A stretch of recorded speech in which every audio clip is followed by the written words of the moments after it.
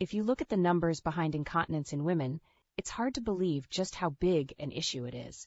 Incontinence affects more women than diabetes, breast cancer, and heart disease, but it doesn't get nearly the attention it deserves. That's why the National Association for Continence has created the We Count campaign to help you realize that this isn't just a you problem, it's an us problem. There are treatments available right now that can make a real difference in your life, and we invite you to take action today. Visit nafc.org/we-count for essential facts, insights, and resources on stress and urge incontinence, overactive bladder, menopause-related leakage, and more. That's nafc.org/we-count to learn more and discover that there truly is strength in numbers.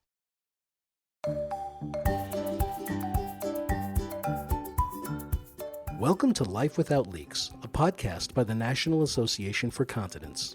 NAFC is America's leading advocate for people with bladder and bowel conditions, with resources, connections to doctors, and a welcoming community of patients, physicians, and caregivers, all available at nafc.org. This podcast is supported by our sponsor partner Medtronic, maker of the InterStim systems for bladder and bowel control. To learn more about InterStim therapy, visit talkleaks.com. Welcome back to another episode of Life Without Leaks. I'm Bruce Cassover, and joining us, as always, is Sarah Jenkins, the Executive Director for the National Association for Continence. Welcome, Sarah. Thanks, Bruce. It's great to be here. Yeah, I'm excited too, because joining us today is Pat. She's a 74-year-old grandmother and great-grandmother and an avid golfer.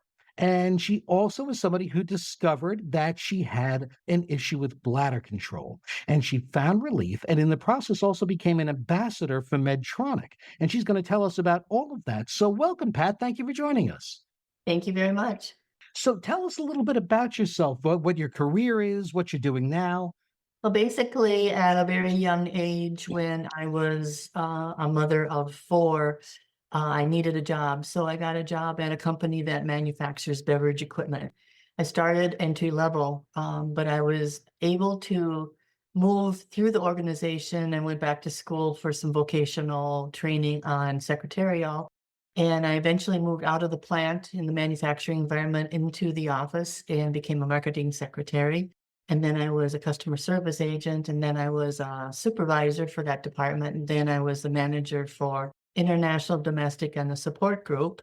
So life just kept getting better and better. And then the company decided to spin another company off, and I was part of 9 people who were on the project plan to start a new business selling the service parts for equipment. And through that exercise, I became Vice President of Customer Care Operations, and I had the customer care group, I had the product managements, and I had the analysts. And I had a fun time because beverage is worldwide and our facilities were all over the world. So I was able to travel lots. It's very cool. What was the most exotic place you've been to? I've been to Tianjin, China, through Beijing. I don't know if it's exotic, but it certainly is different. In fact, we were there on May Day.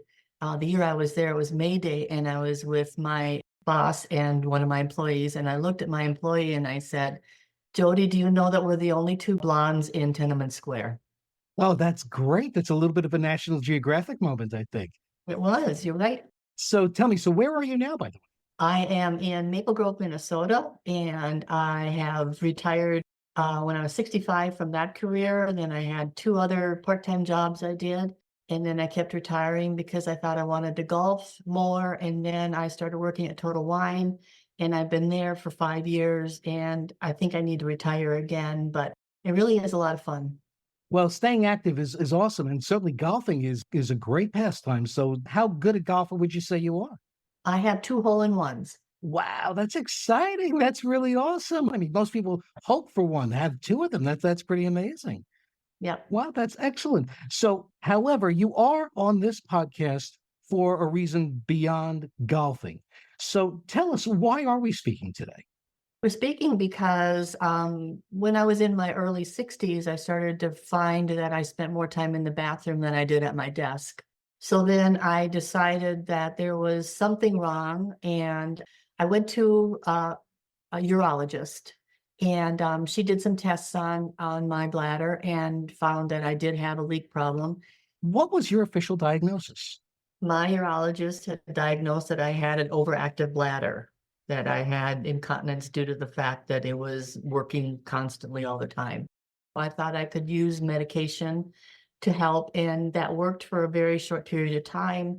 And then the second thing we tried was Botox. I did 2 Botox injections, and that didn't last very long. And the day that she sat across from me and looked me in the eyes and she said, "Okay, Pat, we have one more option." And I had been putting it off because I think that we always have a slight fear of surgery when you say the word surgery. But she says, "What are you going to do?" And I said, "Okay, I'm going to do it." And it was in December of 2022. And I haven't looked back. Wow, well, that's great. But I would imagine that your symptoms must have been significant enough that you felt like something like that was necessary. Absolutely. In fact, the turning point for me, I had mentioned this to other people, is I golf, and I golf with my colleagues, and they're all guys. And we go to Robert Trent Jones down in Alabama every year. And I spent more time going to the bathroom, but then we were sitting on this one hole, and the group in front of us were a little slow. And I looked across and there was a restroom there. And I said to my partner, David, so I need to go to the ladies' room. And he said, "Sure." So we drove around and I got out of the cart and I completely wet myself. Between the tears and the embarrassment, I didn't know what to do. And I came out from the restroom the best I could. And David handed me his jacket and said, "Here, Pat, you wrap this around your waist and tie it and nobody will ever know." That was my turning point. Wow, I can imagine that that would have to be, something that really does sort of leave a mark. So you went and you saw a urologist. Did you just go straight to a urologist, or did you talk with your general practitioner first?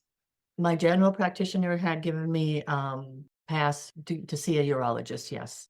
Was that a difficult conversation to get into, or are you fairly comfortable with that? I was fairly comfortable with that. I think after a certain age and having 4 children, you probably are more comfortable with medical side of things. I could imagine that's very true. So you go to see a urologist and you explain what your symptoms are. Was she able to give you a fairly straightforward diagnosis, or did you have to go through a lot of testing? Well, we did some testing. We did run some tests, and I think that's a very good part of the whole process, is that you have eliminated everything that could be affecting it, and you come down to the fact that you just have a very lazy bladder. And I've never been sorry about it. I feel blessed. I am so grateful that Medtronic has done what they've done to invent and develop this kind of program and the products. Thank you very much. That's excellent. So you have a diagnosis and you try some things that just aren't all that effective for you. What was that like, going through the process of trying other solutions first? Was it frustrating? Was it at times encouraging? How did that go down? I don't think it would ever be encouraging. It was just a temporary thing to do for me. I think I knew after about the first few months that I was going to have something more permanent to happen. And what happens is you spend a whole lot of money on pads and paper products to be in your bed and that you wear. It starts to make you wonder whether you're putting your money in the right place. You know what I mean?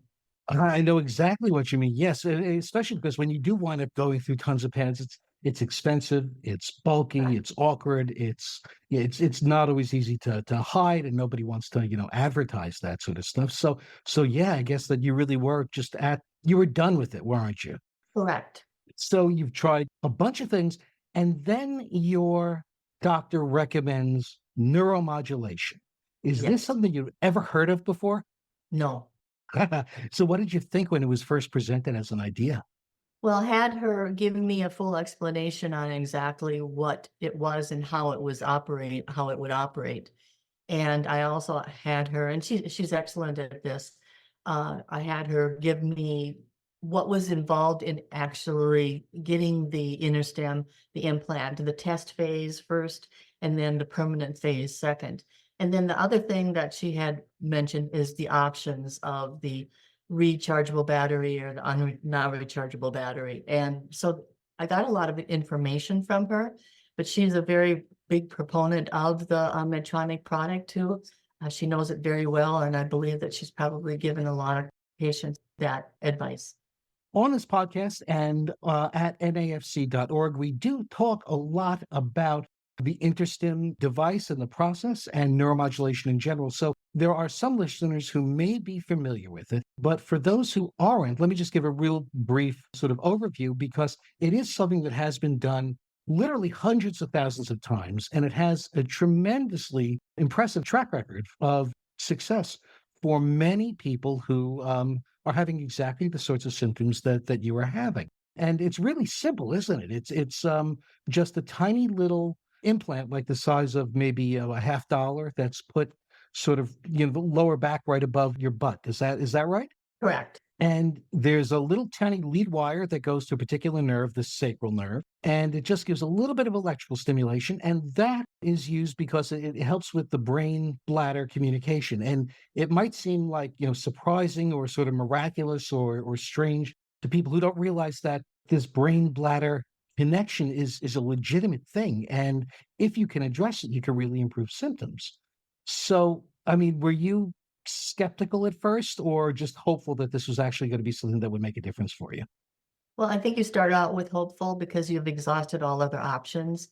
And then I don't think skeptical would ever cover it for me, because I was clearly communicated by my doctor, the urologist, and the steps that you take to try the InterStim bladder control module is perfect. It gives you, for at least 7 days, the experience that you can actually compare it to what your life was before you put that InterStim in. So after you go through the test phase, I think it's a no-brainer. I think and so many people I've talked to that have felt the same way. If they can have 50%, people will say, if I can get 50% improvement, I would be happy. Well, most of the time I'm 75% improved. That's a pretty significant improvement. And how fast did it take for you to see some improvement like that? Oh, I think immediately. It was actually immediately. You mean like same day immediately? Yep, absolutely. Wow. It was like black and white. Now I'm wetting myself, and the next day I'm not. So what did that feel like? Freedom. I believe it. That's amazing. And so you did your test, and you said that was for a week that you had the test done? Right.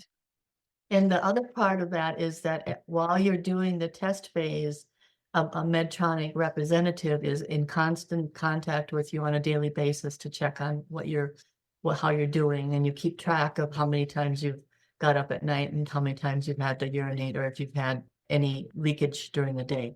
So they keep pretty good track, and then they make adjustments. So if you've had 3 times I got up in the night, they will make an adjustment to the InterStim to be able to correct that. And even after you have that in, you can make adjustments after you've had the permanent one. That's interesting, because that's one thing we actually hadn't mentioned earlier. So you were also finding that you were having to go more often at night than you wanted to as well, huh? Yes, sir. Yes. How many times were you going typically? Oh, probably 3 to 4 times at least. Wow, that makes it tough to get a decent night's sleep then. Yeah, and then it starts to affect your beverage intake. I mean, you don't feel like you can drink water, so you stop drinking water, or you stop drinking anything certain time before bed, which it probably isn't good for your health anyway. You still should be drinking fluids. So it really does interrupt the normal operation of your body. If Wait. you're working at Total Wine, that's got to make it even more difficult. Yes, it And does. yes, it does. Yes, it does. And what's terrible is they do say that alcohol is a bladder irritant, and it's usually recommended that you try and limit your intake as well. So it's got to be very tempting to be around all that wine all the time. Yes, sir, it's very tempting. Well, but I guess every once in a while it can't be too bad. Yeah, you have to have a little joy in your life, right? That's very, very true. Now, before we go on, because I have been monopolizing things, I wanted to turn to Sarah and see if Sarah had any particular questions that she wanted to ask as well. Yeah, I think that your story is great. And I think it's something that a lot of people need to hear, because there are so many people who they think they've tried everything, and they might not be aware that this is out there, or they might just be really nervous about an option like this. So I guess, what would your advice be to people who are kind of on the fence or nervous about having surgery, what would you tell them? I think I would probably tell them that the care and the training and the education that you get from both your urologist, doctor, and the Medtronic organization will by far alleviate any concerns or problems you have. And the program that you've developed too, to have us ambassadors, people who have had that experience, the everyday person, to talk to these people is absolutely amazing. I think it's the most amazing thing anybody could do because it really makes me feel good and I can help them. And if I talk to someone and I can explain my seriousness with my bladder control, they're relieved. That's great. Did an ambassador speak with you then before you had your surgery? No, I didn't have an ambassador. I don't know how long the program has been working, but that's been since 22. So I don't know if the program was in place at that time. Gotcha. Well, that's great to hear. And it's also great, I think, to let people know that expectation wise, it might not be 100%, right? They shouldn't go into this thinking they're going to be 100% cured in all cases, but 75% is a huge number and a huge improvement. That's exactly right, because I do not let anybody believe that you will be 100%. We are all human. So I wouldn't expect, nor would I help educate anybody to expect it to be perfect, because this is an improvement. It's a quality of life improvement. It's not the end all be all. That's in God's hands, I would say. Are you back golfing again the way that you were beforehand? Yes. Oh, very good. Very, very good. I'm glad to hear that. So, Pat, as you know, this podcast is called Life Without Leaks. And one of the things we like to do before we leave is ask our guests if they could share a hint or a tip or a little bit of advice to help the people who are listening live a life without leaks. So now I'm going to ask you, do you have anything to share? Any thoughts about that? A life without leaks is, in some people's mind, probably a dream, but it can become a reality because life without leaks can be fixed by medications. Botox sometimes works, but ultimately the InterStem implant device is the answer. It has made my life normal, and I appreciate it. Well, normal is what I'm sure that most people are looking for. So that's incredibly encouraging. So thank you, Pat. We really appreciate you sharing your story and your time with us. And we certainly hope that the people who are listening get motivation out of it to go and see their physicians, to talk with them about the issues they're having, and to find a treatment that's right for them, whether it's interesting, whether it's something else, but to go out and take action rather than living with leaks and with suffering. So thank you. Life Without Leaks has been brought to you by the National Association for Continence. This podcast was supported by our sponsor partner Medtronic, makers of the InterStim systems for bladder and bowel control. To learn more about InterStim therapy, visit talkleaks.com. Our music is Rainbows by Kevin MacLeod and can be found online at incompetech.com.